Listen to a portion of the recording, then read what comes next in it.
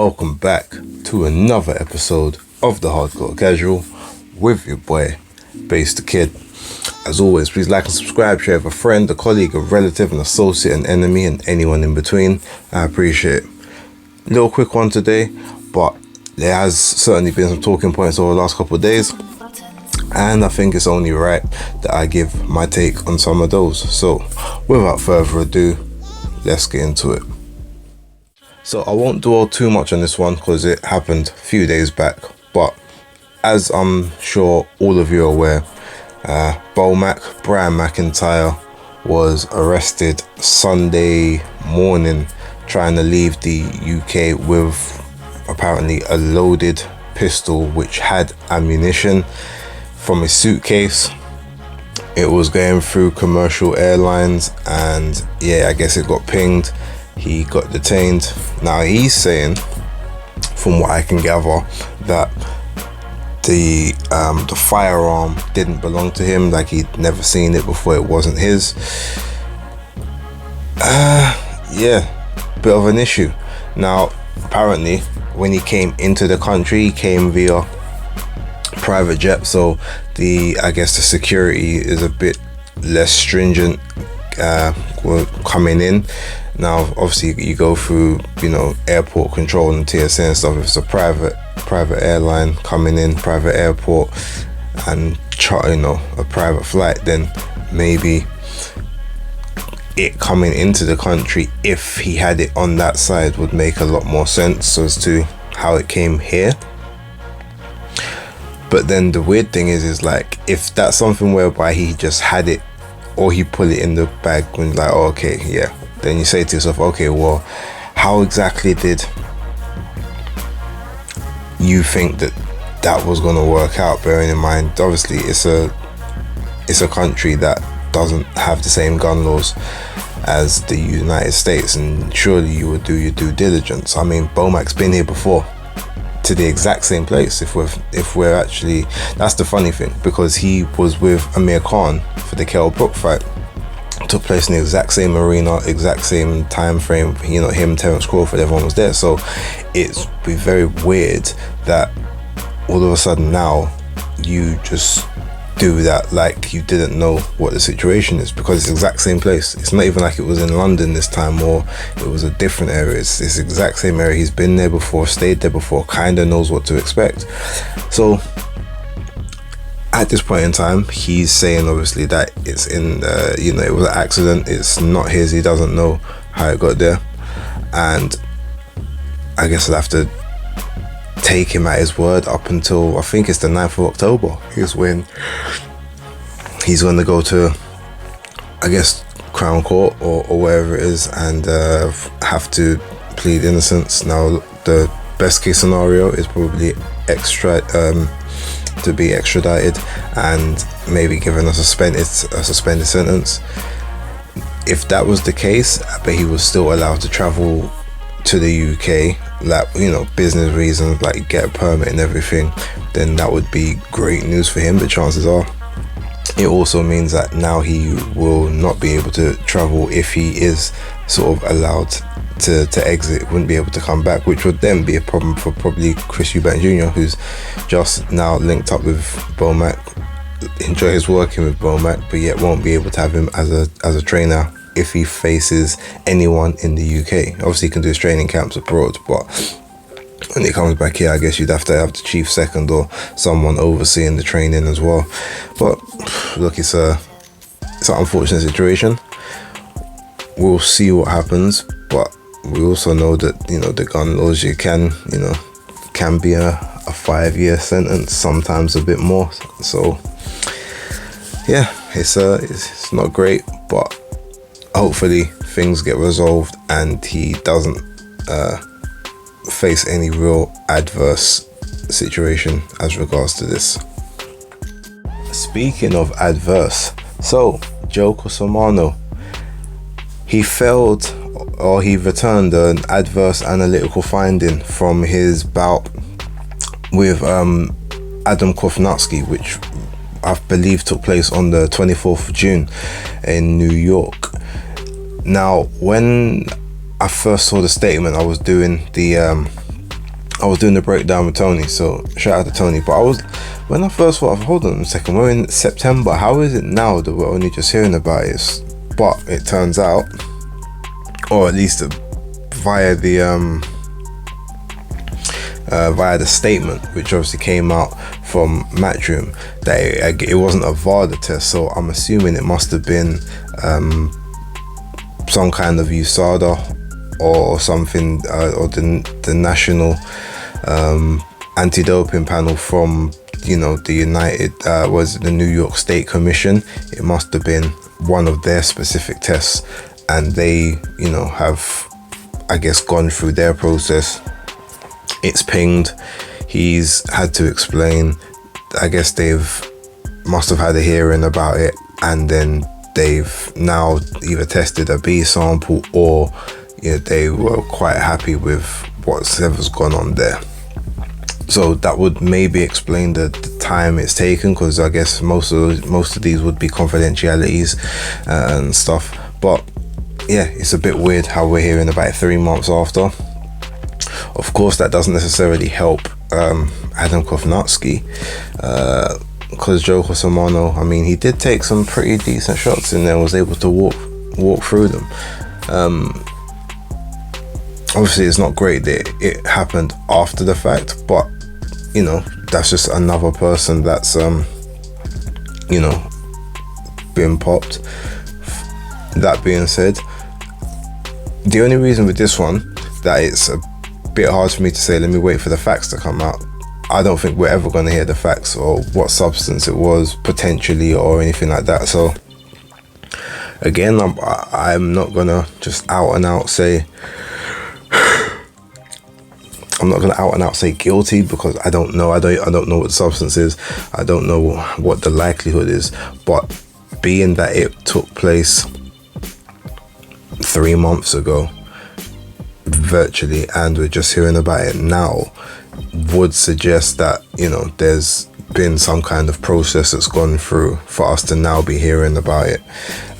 But it's another positive test on a Matchroom card, but it also shows that they're doing testing. Although in this one, because I didn't see VADA's name on the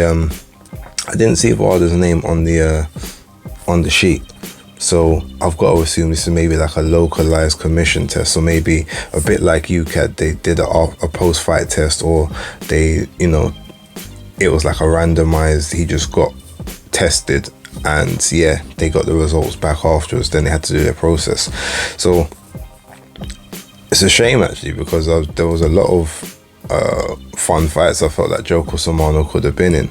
But if this ends up turning the Adam Kovnatski fight into a no contest, that might actually stop him from quitting the game. Like, he may say, okay, let me get one more, because the last person I fought was on something, so like maybe I've still got a bit more in the tank. And quite frankly, I said, bearing in mind, because I thought he was going to retire, but I said Adam Kovnatski against Derek Chisora. If you're gonna do, you might as well sort of do something like that. If Derek still wants to go ahead for another 3 fights, I mean, I feel like that's not a very dangerous fight for Derek, amongst a couple others. So this may delay the retirement of Adam Kovnatski. He might feel like he can get one more in, but if not, it is what it is. But at least he can maybe say, well, you didn't beat me legitly, if that's how it transpires. If any more news comes out about it, I'll be sure to let everyone know. But like I said, while I still never say, guilty without all the facts, just the time taken for this to come out just suggests that, maybe some kind of process has already been had. But like I said, we'll wait and see. So Shakur Stevenson versus Frank Martin has been officially agreed. It didn't have to go to purse bid. It's going to take place on ESPN. Shakur Stevenson, I guess, will technically be the A side, and Frank Martin's going to quote unquote cross the street. Now, I've seen a lot of people say, oh, well, this should now put paid to the narrative that PBC don't work with others, etc. Well, the thing is, you could say that, but in the 135 pound division, the main guys that they have on that they care about is Tank Davis and Isaac Cruz. Frank Martin was probably never gonna get a Gervonta Davis fight. So with that being said, it's like, well, kind of what do you do with him? You can't officially really pull him out of a purse bid. Probably like he wants this fight, or he wants a payday, he wants an opportunity. There's nothing else really for him to do. So in that sense, it's like, well, if he takes a loss to Shakur Stevenson, it's actually not the worst thing for his career right now. He still will be able to maybe come again. He's 28 going on 29. You can't really like keep opportunities from him, but he's not like one of the guys. He's not like sort of one of the number ones. People didn't really start talking about him until last year, and it's still not strong words here and there. So you can maybe understand why they say, do you know what, if you guys pay us, we'll take our percentage, TGB Promotions, and you know, do whatever's necessary. We'll get the fight on. If he wins, brilliant, we can market that. If he loses, well, he wasn't in the plans for like the 135 division like that anyway. But yeah, overall that's good for Shakur. He's got an opponent now, so he will be contesting for the vacant WBC lightweight title as soon as that fight is arranged. But yeah, it will be on top rank. So good to both of them. It's good that they're going to get on. It'll be the battle of the Southpaws, battle of the undefeated fighters. So it will be a good, interesting fight. See how it goes. Okay, last but not least, Joe McNally, who is Liam Smith's trainer. He came out with an interview on Boxing News. It was about a 45-minute interview with Andy Poirot, so big up Andy. But the one thing that he's basically said, the entire interview, he made excuses for Liam Smith. Basically said that he wanted the fight to take place in October or November, but due to business, they wouldn't allow him. He said, Liam said to him, if I don't take the fight September 2nd, then we lose the fight forever, blah, blah, blah. And, you know, he wasn't right. He couldn't really train, couldn't move. He's, you know, had the back injury, ballooned up in weight and all that stuff. So some of the stuff that we heard previously. But there was two things he basically said in there. He said that Liam Smith was like 8% in that fight, and that he wasn't even training Liam to win the fight. He was just training him to make it through. Okay, so basically, as far as I'm concerned, what you're basically telling me is that I deserve a refund. Almost similar to, I guess, the Amir Khan. So on Sunday, I actually said, I've noticed all of their pay-per-views have always had lackluster main events. Like the main event, we've had 3 of them that I can remember, and all 3 have been either one-sided or, you know, they never really got going. Hence the first fight, you know, 3 rounds of pretty much, you know, nothing. Ramps up a bit in the 3rd, it's over in the 4th. Amir Khan and Kell Brook, 6 rounds, just a one-sided drubbing for 6 rounds. This one, 10-sided drubbing for one-sided drubbing for 10 rounds, sorry. And yeah, it just seems weird. However, with the admission of this, oh, well, we took it because if we didn't, we'd lose the fight and blah, blah, blah. So, well, that means that you sold me a product that was not as advertised. Like, you didn't sell me a product on a person that was injured with a damaged back or whatever. We had to drop 42 pounds in, what was it, 6-7 weeks, 8 weeks or whatever it was. Like, that's not what I was sold on. Like, you telling me that your guy didn't even really train to win, he just trained to survive the fight. And you're saying it's because ultimately it's either Wasserman or Boxer that have now said, oh, well, we can't, you know, if you push it back again, it's going to be a problem. You're going to lose the fight. You might get sued. But then, and you obviously can't have 2 pay-per-views within the same calendar month. And I guess obviously you got Fury and Ngannou taking place on October 28th, so you can't do it in October. So you've been given this date because that's just the the first available date that you can do it. Okay, so I hear all of that, but as I said, I should realistically be getting a refund, because you've now advertised something, you've given me something that was substandard, you knew it was substandard. And even after the event, Ben Shalom, I saw an interview with Fox, so he said, that everyone knows that Liam Smith wasn't right. Well, if he wasn't right, why was he in the ring? And if that's the case, why did you charge me for the disrespect? Like, to me, that whole situation, the whole thing stinks. If I was desperate for the money, I'd probably complain and ask for my money back, because that's not the way that you're supposed to, treat your paying public.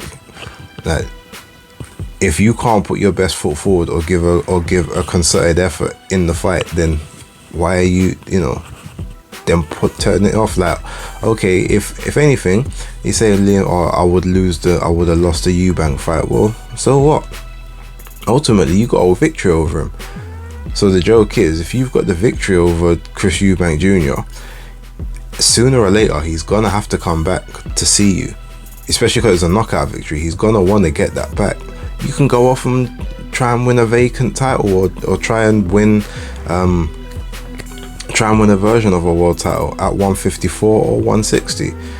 There's other opportunities there. Yeah, they may not pay as much as this fight initially, but you take that fight, and then when he eventually comes back around, it will be even bigger, because there'll be a title on the line. You should not have injuries at this point either.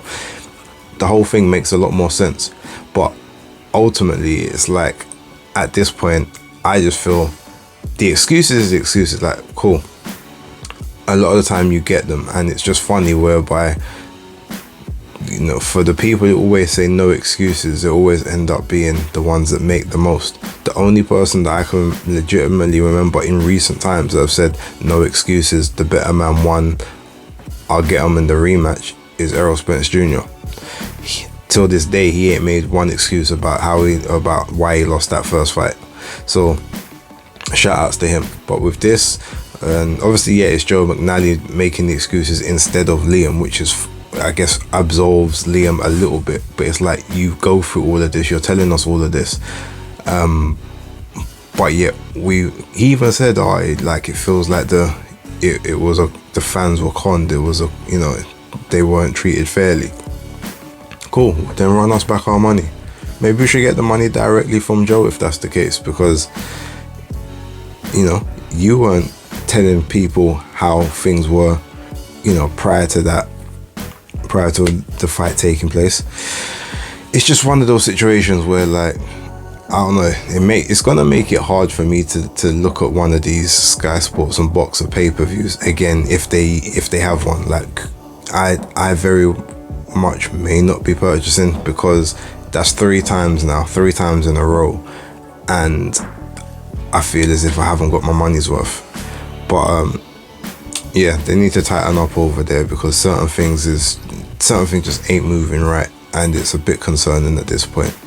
But look, let me leave it there for now. Another video will be out either later on today or tomorrow, and we'll chop it up with a bit more information on other stuff. But that being said, don't forget to like and subscribe. Thank you for watching. It's the Hardcore Casual, out.